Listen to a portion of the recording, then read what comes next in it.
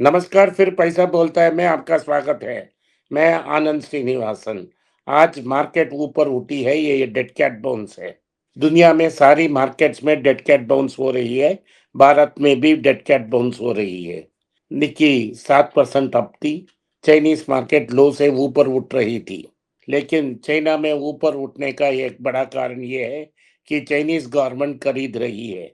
उन्होंने इंस्ट्रक्शन दे दी है कि अपने संस्थानों से कि आप स्टॉक मार्केट में एंटर कीजिए, स्टॉक मार्केट को सपोर्ट कीजिए और उसे खरीदें। लेकिन हांगकांग में भी डेड कैट बाउंस है। सारी एशिया में डेड कैट बाउंस है। आज इधर डोमेस्टिक इंस्टीट्यूशनल इन्वेस्टर्स खरीद रहे हैं। इससे क्या हम समझ सकते हैं कि फंडामेंटल्स में कोई चेंज है? मैं आपसे साफ कह दूं कि फंडामेंटल्स में कोई चेंज नहीं है।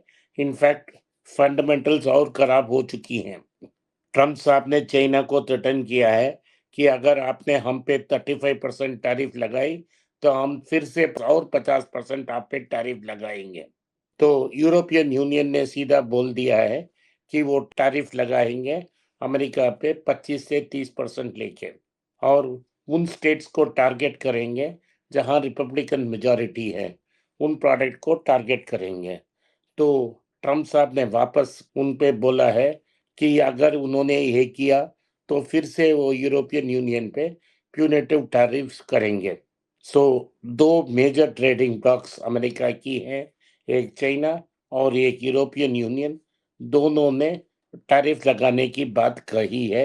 इससे कोई सुझाव नहीं मिलने वाली है। तो टैरिफ्स अप्रैल 10 से रोल आउट होंगे और इसका इम्पैक्ट देखने के लिए हमें 3 या 4 महीना चाहिए। क्योंकि अब क्या हुआ है कि सारी कंपनी उसने बड़ा स्टॉकिंग कर रखा है ताकि उसका इम्पैक्ट जल्दी मार्केट में ही को नहीं देखने मिलेगा। तो इम्पैक्ट मार्केट में आने में मई या जून लग जाएगा और जुलाई अगस्त की इन्फ्लेशन फिगर्स में ही हमको पता लगेगा क्या हो रहा है अमेरिका में। अमेरिका में प्राइसेस इंक्रीज होगी और उसी समय, क्योंकि माइग्रेंट लेबर को थ्रेटन किया जा रहा है, जो बॉटम ऑफ द पिरामिड है, वो जो सर्विसेज करते हैं, उनकी जो लेबर कॉस्ट है वो भी बढ़ेगी। सो ये एंट्रेंस इन्फ्लेशन में बढ़ सकती है। इसीलिए जेरोम पॉल ने कहा है कि वो वेट एंड वॉच अप्रोच लेंगे। अभी रेट कट करने के लिए कोई गुंजाइश नहीं है। लेकिन ट्रम्प रेट कट मांग रहे हैं। उन्होंने सीधा बोल दिया है कि रेट कट वो नहीं करेंगे। तो वो इसको देखेंगे, इम्पैक्ट को समझेंगे, उसके बाद ही वो रेट कट करेंगे। सो मार्केट एक्सपेक्ट कर रही है कि एक रेट कट आ जाए और रेट कट के कारण मार्केट में फिर से जीवित हो जाए। लेकिन वो ऐसा होने का कोई गुंजाइश नहीं है। तो अगर अमेरिका की इकोनॉमी मईशत अभी भी स्ट्रांग है, अभी 2 क्वार्टर के लिए स्ट्रांग है रहेगा, तो रेट कट छोड़िए, रेट ऊपर जाने की चांसेस हैं। ये जेरोम पॉल का मंशा है और जेरोम पॉल को अगले जून तक बदला जा नहीं सकता है। तब तक के लिए यही होगा। सोने के दाम में गिरावट है। पीक से 300 रुपया ग्राम गिरकर आज 8,225 या 50 रुपया से 22 कैरेट ग्राम बिक रही है। पीक से 310 से 320 रुपया नीचे आ गई है और नीचे आने की चांसेस हैं। क्यों ऐसा हो रहा है? क्योंकि गोल्ड एक ऐसी ही मार्केट थी जो पॉजिटिव ट्रेड की तरफ पॉजिटिव ट्रेड हो रहा था। क्योंकि उसमें टैरिफ नहीं लगाया गया है, ट्रेडर्स उससे जो लॉसेस मेटल्स और अदर कमोडिटीज में फेस कर रहे हैं, उसको कम करने के लिए अपना गोल्ड की प्रॉफिटेबल ट्रेड को बंद कर दूसरी ट्रेड पर लगा रहे हैं। इससे गोल्ड थोड़ा नीचे आ रहा है। इसे ट्रेडिंग पार्लेंस में प्रॉफिट टेकिंग कहते हैं। तो क्या ये डीपन हो सकती है और गोल्ड की दाम में बड़ा गिरावट आ सकती है? नहीं लगता है, क्योंकि जो ग्लोबल सिचुएशन है वो गोल्ड को फेवर कर रही है। चाइनीज सेंट्रल बैंक सबसे बड़ी बायर ऑफ गोल्ड है और वो लगातार गोल्ड खरीदेगी। अगर गोल्ड की दाम बहुत नीचे आ गई तो चाइनीज सेंट्रल बैंक इंटरवीन कर गोल्ड को खरीदना शुरू कर देगी। क्योंकि ट्रेड वार चल रही है तो अमेरिका को प्रेशर में रखने के लिए यूएस ट्रेजरी को बेचकर वो गोल्ड में कन्वर्ट कर सकती है। तो ये चाइनीज इंटरवेंशन गोल्ड को ऊपर रखेगी। चाइनीज की रिटेल इन्वेस्टर के पास भी कोई आशा नहीं है, क्योंकि वो बैंक में भी पैसा नहीं डाल सकते और चाइनीज मार्केट में तो 1 साल से कोई बड़ा रिटर्न नहीं मिल रहा है। तो वो गोल्ड के पीछे जा रहे हैं। Russia, Turkey, Hungary, Poland, Bharat, ये सब गोल्ड खरीद रहे हैं अपने रिजर्व्स को स्ट्रेंथन करने के लिए। तो ये एक बड़ा फ्लोर गोल्ड प्राइसेस में करेगा। अगला रीजन ये है कि अमेरिका में डॉलर और गोल्ड के बीच में इन्वर्स रिलेशनशिप है। इस इन्वर्स रिलेशनशिप में अगर डॉलर स्ट्रेंथन होती है तो गोल्ड वीक हो सकती है, लेकिन डॉलर स्ट्रेंथन होने का कोई चांस नहीं है अभी। अभी डॉलर गिर रही है। डॉलर को स्ट्रेंथन करने के लिए अमेरिका को रेट को इंक्रीज करना पड़ेगा। तो अगर रेट इंक्रीज करना है तो इन्फ्लेशन आएगा। इन्फ्लेशन के बाद ही जेरोम पोल इस रेट को इंक्रीज करेंगे। लेकिन अगर इन्फ्लेशन आया तो वो गोल्ड के लिए फेवरेबल है और रेट इंक्रीज इन्फ्लेशन गोल्ड के लिए फायदेमंद हो सकती है। अगर उन्होंने रेट इंक्रीज भी कर दी, ऑलरेडी अमेरिका में ट्रेड की गुंजाइश बहुत कम है और ट्रेड बहुत सफर हो रही है, क्योंकि इंटरेस्ट रेट्स बहुत हाई थी। इसके ऊपर ट्रम्प साहब ने टैरिफ भी लगा दी और माइग्रेंट्स को बाहर भेज रहे हैं। इस सारे में अमेरिकी की रिसेशन में और प्रेशर आएगी और प्राइसेस इंक्रीज होने से कंज्यूमर कॉन्फिडेंस भी नीचे आएगी। इस सब को मिला के अमेरिका में स्टैगफ्लेशन आ सकती है या वर्स्ट केस में एक डिप्रेशन भी, एक रिसेशन भी आ सकती है। ये कब आएगी? सितंबर अक्टूबर तक आ सकती है। अगर मार्च की रिजल्ट अच्छी थी, लोग बोल रहे हैं कि मार्च की रिजल्ट बहुत अच्छा रहेगी, इसीलिए हम सितंबर अक्टूबर तक वेट करेंगे रिसेशन आने के लिए। अगर अमेरिका में डीप रिसेशन आ गई तो फेडरल रिजर्व के पास कोई चारा नहीं रेट कट करने के लिए। अगर अमेरिका में रेट कट आती है अक्टूबर, नवंबर, दिसंबर में, तो ये गोल्ड के लिए फायदेमंद है। अभी जियोपॉलिटिकल टेंशन बदलने में कोई लीडरशिप चेंज अगले 18 महीने, 24 महीने में कोई गुंजाइश नहीं है। पुतिन अपना पोजीशन में बहुत स्ट्रेंथन हो चुके हैं और वो वेटिंग गेम खेल रहे हैं। वेटिंग गेम खेल के अपना यूक्रेन की वॉर को अपनी तरफ दिशा मोड़ने की कोशिश कर रहे हैं। दूसरी तरफ जी जिनपिंग ने सारी इंस्टीट्यूशंस को पर कब्जा कर ली है। उनकी रूल पर कोई चैलेंज नहीं है चाइना में। अगर बदलाव आ सकती है, वो सिर्फ अमेरिका में आ सकती है, वो भी 3 साल बाद। सो पहला रिलीफ सबको मिलेगा जब कांग्रेसियल इलेक्शंस होगा और शायद ट्रम्प ये 2 हाउसेस में से एक हाउस हारे तो। इलॉन मस्क, जो ट्रम्प के बहुत करीबी माने जाते हैं, उन्होंने सीधा एक लेटर लिख लिया है कि टैरिफ को तुरंत बंद कीजिए।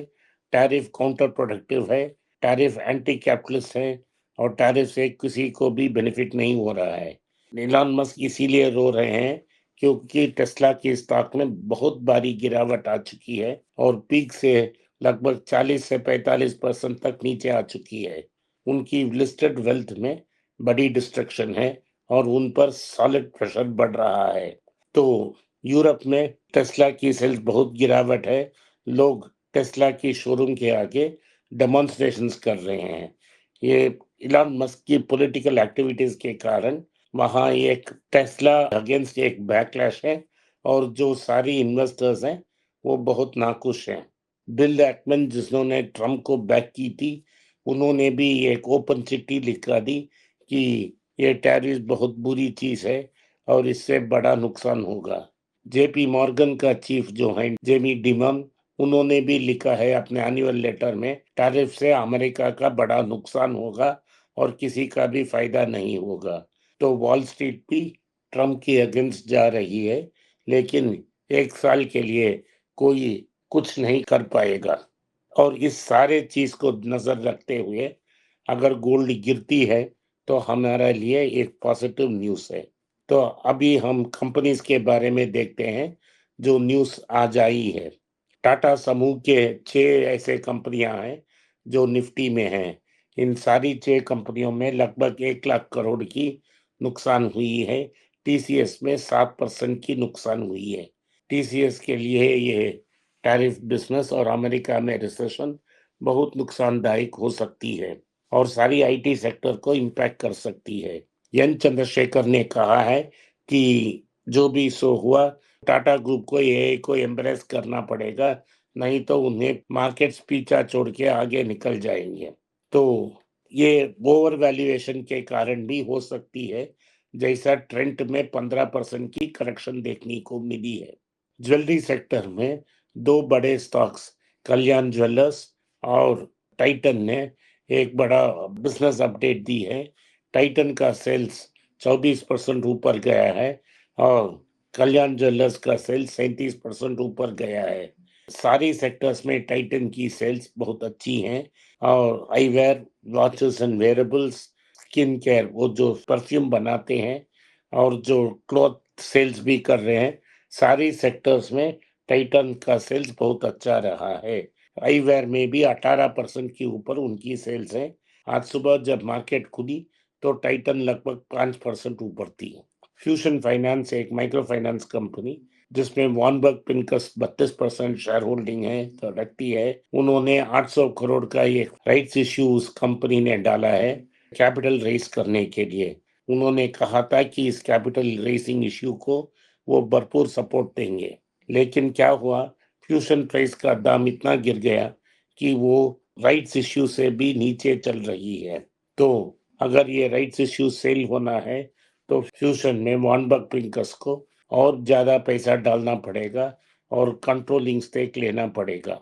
इसमें तो अभी एक नया सीईओ लाए हैं जो इसके पहले एल&टी फाइनेंस में काम करते थे, उसके पहले उनका बैंकिंग एक्सपोजर था।